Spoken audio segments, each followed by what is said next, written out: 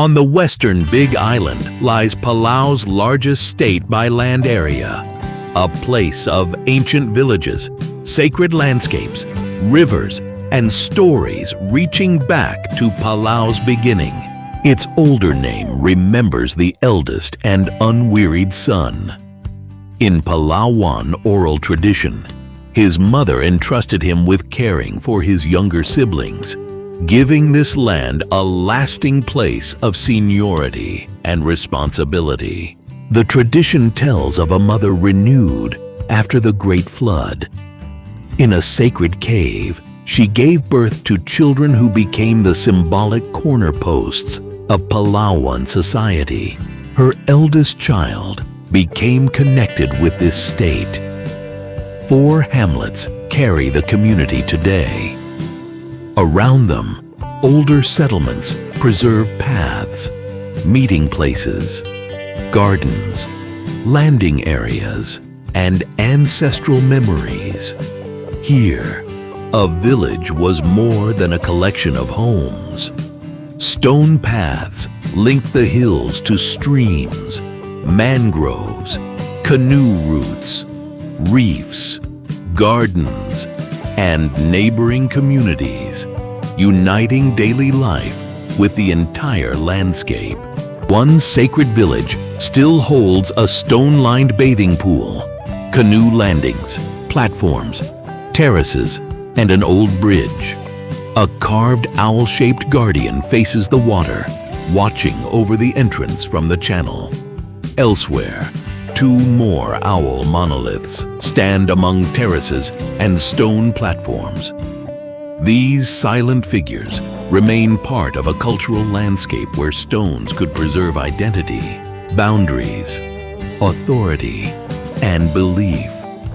Across the state, traditional villages, chiefs' meeting house foundations, docks, caves, cemeteries, and carved stones form an extraordinary record of Palauan knowledge written directly into the land.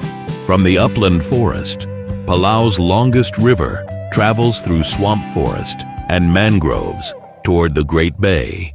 Its waters connect mountain, forest, village, reef, and sea.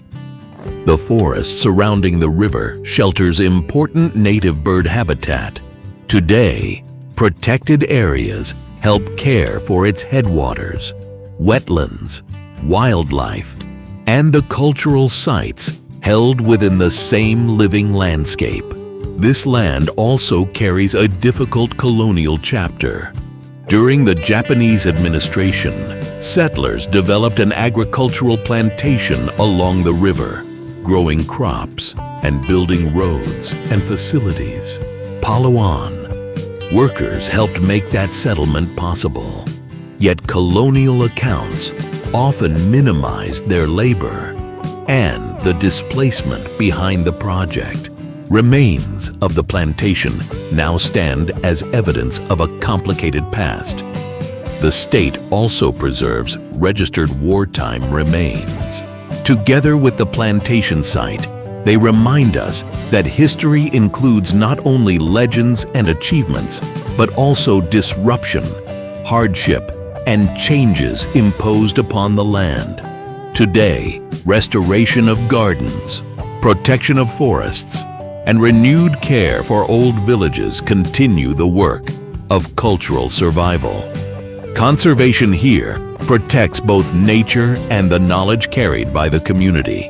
This is a homeland of an eldest child, a sacred mother, stone guardians, ancient paths, and a river flowing from forest to sea.